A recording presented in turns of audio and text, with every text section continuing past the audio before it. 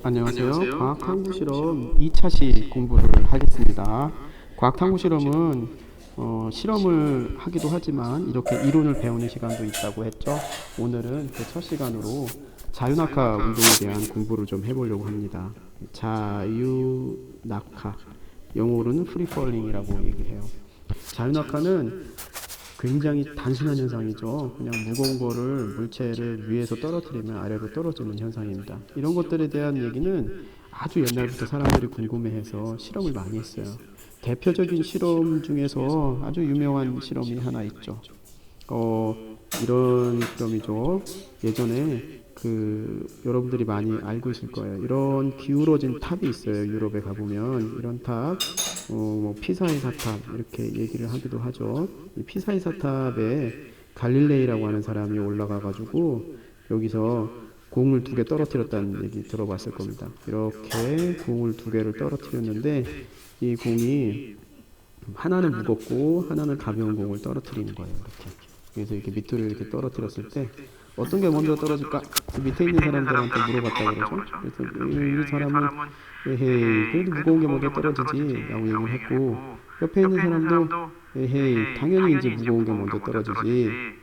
그래서 갈릴레이가 질문을 했죠. 왜 무거운 게 먼저 떨어져? 라고 얘기하니까 이 두 사람이 둘 다 뭐라고 얘기했냐면 무거우니까 이렇게 얘기를 했다고 해요. 왜 무거운 게 먼저 떨어질까? 이 질문이 바로 오늘 수업에 대한 핵심이 돼요. 왜 무거우면 왜 먼저 떨어질까? 사실은 무겁다고 먼저 떨어지지 않고 이 실험을 했을 때 바닥에 먼저 도달하는 것은 사실 무거운 게 먼저 도달하긴 하지만 거의 동시에 도달합니다. 거의 동시에 도달해요. 아마 공기저항이 없었다면 진짜 동시에 도달했을 거예요. 그래서 이걸 관찰했던 사람들의 당시 기록을 보면은 사람들이 조금 놀래긴 했는데, 왜 놀랬냐면은 생각보다 차이가 나지 않았기 때문에 그래요. 큰 차이가 없었기 때문에. 예를 들어서 이런 거라고 생각해보면 좋아요. 볼링공이랑 스티로폼 공을 들어보면 무게 차이가 엄청 나잖아요. 그런데 떨어뜨려 보면은 볼링공은 후딱 떨어질 거고 스티로폼은 굉장히 천천히 떨어질 것 같은데 거의 비슷하게 떨어진다는 거죠. 그래서 이런 것들을 보고 사람들이 궁금해했어요. 왜 그런지. 그래서 왜 그럴까? 후세의 사람들은 이런 거를 가지고 이제 이론을 만들어 가고 그랬지만, 우리는 이제 간단하게 그 이론을 배우기 전에 왜 그런지에 대한 탐구를 한번 해볼 필요가 있습니다. 여기 이만한 바위 덩어리가 있다고 칩시다. 바위 덩어리. 그리고 이 바위 덩어리가 쪼개져 가지고 이렇게 쪼개진 바위 덩어리가 이렇게 또 있다고 칩시다. 이렇게. 그 옆에는 더 쪼개진 바위 덩어리가 이렇게 있어요. 더 잘게 쪼개진 바위 덩어리. 이렇게 바위 덩어리가 엄청 쪼개져 가지고 굉장히 조각이 많은 그런 바위 덩어리가 있다고 칩시다. 이거 A, B, C. 이 바위 덩어리들을 모두 다 동시에 낙하시킨다고 생각을 해보세요. 여기 이렇게 바닥이 이렇게 있고 동시에 이렇게 낙하시킨다고 해봅시다. 어떤 게 더 먼저 떨어질까요? 아마 사람들은 A가 더 먼저 떨어진다고 생각할 거예요. 왜냐하면 A는 들었을 때 무겁고 C는 요 한 조각을 들었을 때 A보다는 가볍기 때문이죠. 그런데 그렇게 생각하면 좀 오류가 있어요. A나 B나 C나 모두 무게는 같기 때문이죠.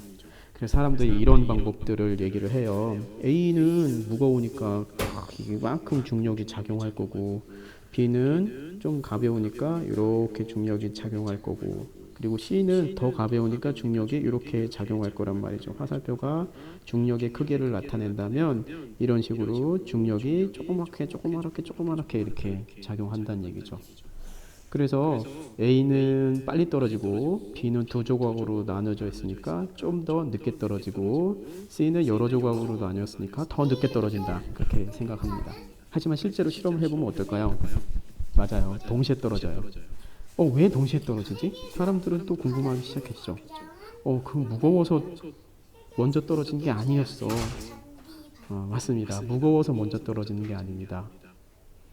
그림을 보면 이렇게 생각해 볼 수 있어요. 얘는 이렇게 하나가 작용하지만 B 같은 경우에는 이 두 화살표를 모으면 이렇게 요만한 길이 화살표가 되고요. C 같은 경우에는 화살표를 여러 개 또 다 모으면 또 A나 B와 같은 크기의 화살표가 됩니다. 왜냐하면 무게가 무거울수록 중력의 크기가 큰데 얘네들은 A, B, C 모두 중력이 같기 때문이죠. 그래서 얘네들한테 작용하는 중력은 같습니다. 그래서 중력이 같고 무거우니까 무게가 같으니까 같이 떨어지는 거 아니에요? 이렇게 생각할 수 있는데 또 그렇지 않아요. 왜 그러냐면 자세하게 봅시다. A는 덩어리가 커서 중력이 커요. 그렇죠? 그리고 C는 덩어리가 작아서 중력이 작아요. 떨어지는 것은 동시에 떨어지는데 중력은 큰 차이가 난단 말이죠. 이거 어떻게 된 것일까요? 네, 여러 학생들이 비슷한 생각을 가지고 있을 것인데, 동시에 낙하한다. 동시에 낙하한다라고 하는 것은 중력이 세기로 얘기할 수 있는 게 아니에요. 중력이 같다라고 해서 동시에 낙하하는 이유가 되지 않아요. 그럼 뭐가 같아야 되냐면은, 중력을 질량으로 나눈 이 값이 같아야 돼요. 이 값이 같다. 이래야지 맞는 내용이고, 중력 곱하기 질량 있죠? 중력과 질량을 곱한 이 값을 우리는 뭐라고 하냐면 가속도라고 합니다. 가속도가 같다 라고 얘기해야지 맞는 얘기고, 지구에서 일어나는 가속도이기 때문에 이 가속도를 중력 가속도라고 합니다. 중력 가속도가 있기 때문에 그렇죠. 이 중력 가속도의 값은 우리가 알고 있는 사람도 있을 텐데 9.8이고 단위는 미터/세컨드 제곱이에요. 결국에는 동시에 낙하하는 이유는 중력 가속도가 같기 때문이에요. 그러면 중력 가속도가 뭐냐? 이런 거에 대한 궁금증이 있을 수 있을 것 같아요. 아까 유튜브에 보면 실험을 여러분들 하나 봤을 겁니다. 이렇게 생긴 창을 낙하시켰고, 또 이렇게 무거운 피아노 한 대를 낙하시켰어요. 이렇게 무거운 피아노 한 대를 크레인으로 받치고 있다가 낙하시켰습니다. 또 하나는 볼링공 같은 공을 하나 낙하시켰어요. 피아노, 공 3개를 낙하시켰습니다. 여기에 작용하는 중력을 한번 표시를 해볼게요. 얘는 중력이 아마 작을 거예요. 창은 가벼우니까, 그쵸? 그리고 공은 창보다 아마 조금 무겁지 않을까요? 이렇게 해서 이만큼의 중력이 작용할 거고, 피아노는 굉장히 무거우니까 중력이 굉장히 클 것 같아요. 쌤 생각에는. 이렇게 중력이 3개가 다 달라요. 그런데 동시에 떨어졌죠? 이렇게 바닥에 떨어뜨렸을 때 창하고, 피아노는 와장창 부서졌죠? 이렇게 피아노는 엄청 부서져가지고 퓨 하고 날아간 녀석도 있고, 왕장창 부서졌고, 공은 되튀겼을 거예요 아마. 이렇게. 근데 동시에 떨어졌어요. 동시에. 왜 이런 일이 일어나느냐? 이렇게 얘기할 수 있어요. 얘는 공이랑 비교해 볼게요. 얘는 중력이 이만큼 커요. 이렇게. 얘는 중력이 좀 작아요. 그렇죠? 그런데 생각을 해보면은 우리는 질량분의 중력은 어떤 값인가라고 생각할 필요가 있어요. 아까 옆에다가 이렇게 그림으로 이렇게 그려보면 말이죠. 여기 피아노라고 칩시다. 피아노. 혹시 모르니까 피아노 이렇게 써볼게요. 여기는 공 이렇게 있어요. 피아노에게 작용하는 중력은 이만큼이에요. 아까 그림 그렸었죠. 공한테 작용하는 중력은 이만큼이에요. 피아노한테 작용하는 중력은 이렇게 크지고, 공한테 작용하는 중력은 이렇게 작지만, 피아노는 무겁기 때문에 질량도 커요. 이렇게. 공은 가벼우니까 질량도 작아요. 그렇죠? 피아노가 만약에 무게가 예를 들어서 100이었다. 중력이 100이었다. 그런데 공은 중력이 예를 들어서 10이었다고 쳐봅시다. 그리고 질량은 피아노가 10이면 공의 질량은 1이에요. 이런 식으로 하면 이 값은 10이 나오고, 여기도 이 값이 10이 나와서 이 두 값이 같다는 얘기죠. 결국에는 질량분의 힘의 값이 같기 때문에 이 질량분의 힘의 값인 가속도가 같아서 동시에 떨어지는 거예요. 가속도가 같다. 이 가속도를 우리는 아까 얘기했다시피 중력 가속도라고 얘기한다고 했죠. 중력 가속도가 같기 때문에 이런 현상이 일어난다. 그렇게 얘기할 수 있습니다. 이 중력에 대한 생각들은 사람들이 굉장히 많이 얘기가 되어 있어요. 그래서 많은 사람들이 중력에 대해서 얘기를 했는데 그 얘기를 잠깐 하고 갑시다. 자, 새로운 데로 오도록 하죠. 물체가 아래로 떨어지는 것은 굉장히 오래전부터 사람들이 궁금해했었던 거예요. 그래서 뭐 예를 들어서 옛날에 과학자 중에서 이렇게 생긴 사람이 있었어요. 이렇게 뭐 옛날 사람들이 다 이렇게 생기지는 않았겠지만은 아리스토텔레스라는 사람이 있었어요. 이 아리스토텔레스는 굉장히 많은 일을 했죠. 그 중에서 이제 자유낙하나 중력과 관련된 이야기들도 많이 했어요. 아리스토텔레스. 이때 비슷하게 생긴 사람들이 많아가지고 많이 헷갈리죠.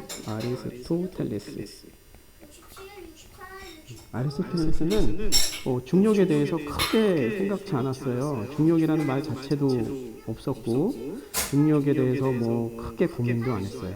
그럼 얘는 뭐라고 생각했냐면 그냥 자연은 그냥 아래로 떨어지는 거다. 왜냐하면 모든 물체가 다 아래로 떨어지니까.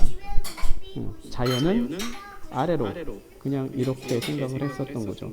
그런데 이제 아래로 떨어지는 형태들이 달랐기 때문에 사람들은 원래 흙은 아래로 떨어지고 공기는 가벼우니까 위로 가고 이런 식으로 생각을 했죠. 실제로는 공기도 중력을 받아서 아래로 있는 건데 이제 뭐 여러 가지 뭐 대류나 이런 현상들 때문에 아래로 떨어진다고 생각하지 않고 위로 떨어진다고 생각을 하죠. 위로 올라간다고 생각을 하죠. 그러다가 시간이 지났어요. 거의 2000년 정도 지나서 그 유명한 한 사람이 등장합니다. 누구냐면 뉴턴이라는 사람이에요. 뉴턴의 성격이 아주 괴팍했죠. 뉴턴이라는 사람이 등장을 합니다. 뉴턴은 아주 이런 면에 있어서는 아주 훌륭한 사람이었어요. 왜냐하면 뉴턴 같은 사람은 그 거의 천재 취급을 받던 사람이죠. 뉴턴. 아직도 힘을 다니는 사람이죠. 뉴턴이라는 사람은 이제 드디어 뉴턴이 중력을 얘기하게 됩니다. 그래서 중력은 이렇다. 중력은 말이지 이렇게 돼가지고 말이지 나중에 시골에면 짜잔. 그래서 중력의 마침표를 찾게 됩니다. 그래서 실제 아래로 향하고 있는 것은 중력이 아래 방향으로 작용하기 때문이고 지구상에 있는 모든 물체에게는 중력이 작용해서 지구 중심 방향으로 떨어지는 거야. 그리고 그 가속도는 g라고 쓰고 2.8m/s 제곱이야. 뭐 이런 식으로까지 후세에 뉴턴을 따르던 사람들이 정리를 다 해줘요. 그런데 이 뉴턴이 영원할 것 같았는데 20세기 들어서 또 다른 천재 과학자가 한 명 또 등장을 하죠. 여러분들이 또 알고 있는 사람이죠. 이런 사람이 등장합니다.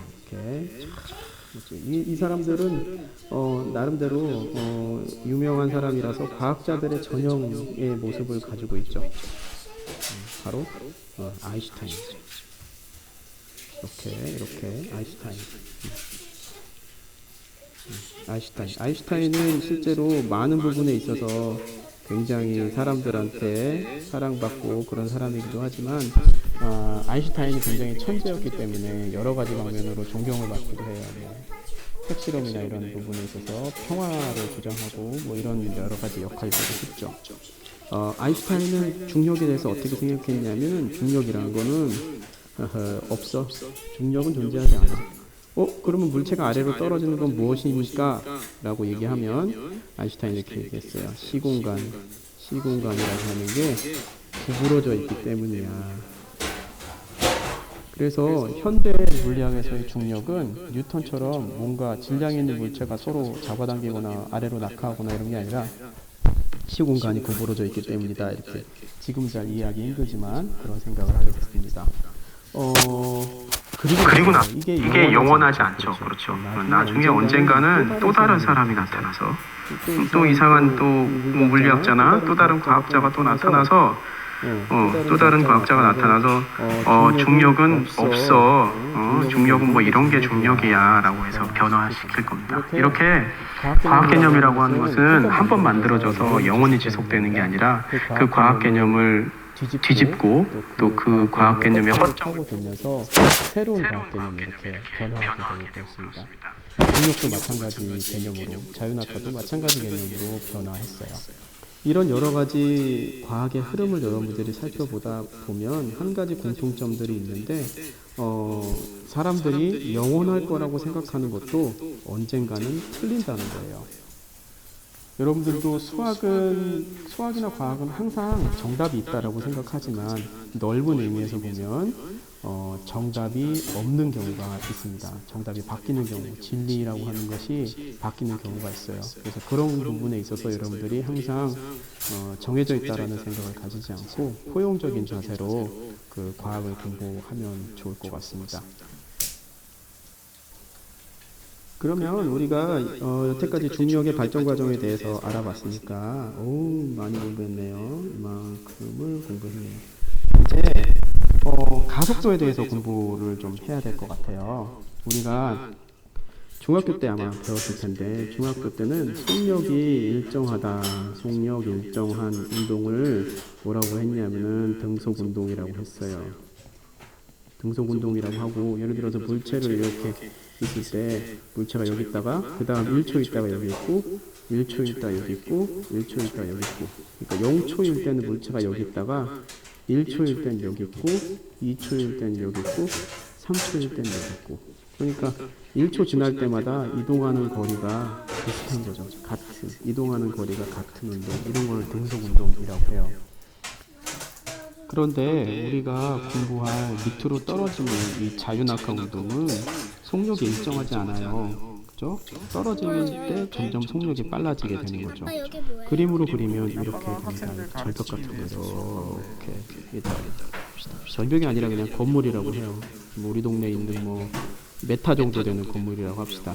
니은자 빌딩이 이렇게 있다라고 했을 때 여기서 갈릴레이처럼 공을 떨어뜨린다고 생각해보세요. 얘가 0초일 때 공이 여기 있다면 1초일 때는 공이 이렇게, 1초일 때는 공이 여기 있었고 2초일 때는 공이 여기 있다가 3초일 때는 공이 여기 있고 4초일 때 이렇게 떨어진다고 생각해보세요.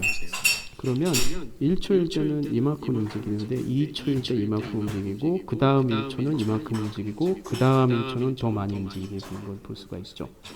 이렇게 가면 갈수록 속력이 좀 더 빨라져요. 그런데 낙하하는 운동 같은 경우에는 속력이 빨라지는 정도가 일정해요. 예를 들어서 0초일 때의 속력이 0이라면 1초 지나서 1초일 때의 속력은 예를 들어서 10이에요. 그리고 2초일 때 속력은 얼마냐면 속력이 글쎄 20이 되는 거야. 3초일 때 속력은 얼마가 돼야 되나요? 30이 되는 거지. 그리고 떨어지기 바로 직전에 속력은 40이 되는 거예요. 사람들이 생각할 수 있죠. 속력이 1초 지날 때마다 얼만큼 증가하죠? 그렇죠. 속력이 1초 지날 때마다 10씩 증가하는 거예요. 그렇죠? 10씩 증가해요. 이거를 표로 간단하게 나타내면 이래요. 초, 속력 이렇게 해가지고 이렇게 해볼까요? 0초, 1초, 2초, 3초, 4초. 속력이 처음에 0이었다가 1초에 지나가면 속력이 10이 됐고 2초일 때 20, 30, 40 이렇게 돼요. 그러면 여기다가 표 하나를 더 만들어서 속력이 증가하는 게 얼마나 증가했을까 이거 적어볼 필요가 있어. 이 둘 사이의 속력은 얼마나 증가했냐면 10. 이 둘 사이의 속력은 10. 둘 사이의 속력은 10. 둘 사이의 속력은 10씩 증가한 거죠. 속력의 증가가 일정하죠. 그렇죠? 속력이 증가하는, 시간에 따라 속력이 증가하는 이걸 우리는 뭐라고 하냐면 가속도라고 해요. 그래서 여기서는 가속도가 10으로 일정하게 되는 거죠. 그리고 이게 떨어진다라고 말하면 이거를 중력 가속도라고 하고, 실제로 중력 가속도는 10 정도 되는 9.8 정도 되죠. 그러니까 이렇게 생각하면 쉬워요. 우리가 물체가 떨어질 때 1초마다 속력이 거의 10씩 늘어난다는 거라고 볼 수가 있죠. 그래서 이것을 가속도가 10이다. 중력 가속도를 정확하게 표현하면 9.8이다.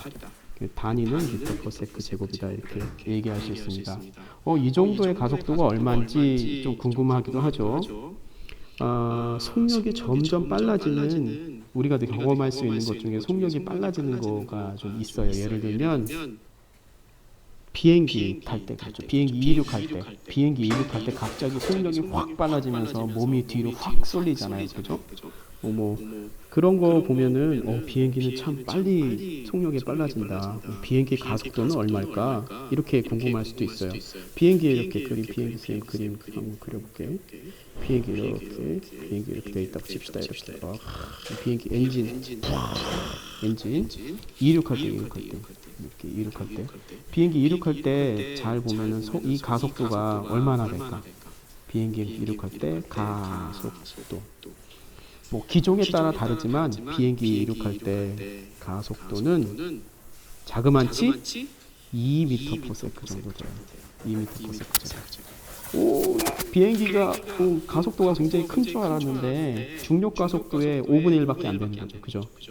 그러니까 중력 가속도가 엄청나게 크다는 것을 알 수 있습니다. 그렇죠?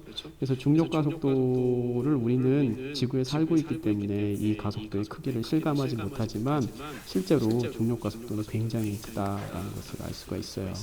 그리고 우리 일상에서 경험하는 가속도 중에서 중력 가속도를 능가하는 경우는 거의 없어요. 자동차나 오토바이 또는 뭐 비행기까지도 탈 것 중에서 가속도가 2나 3을 넘어가면 굉장히 불쾌감을 느끼게 됩니다. 자, 이 정도로 해서 여러분들한테 가속도에 대한 얘기를 마쳐야 될 것 같아요. 가속도는 조금 이 정도에서 더 많이 나가면 어렵거든요. 여러분들이 이해하기도 쉽게 하기 위해서는 여기까지 하고 다음 시간에 조금 더 자세하게 설명을 하도록 할게요.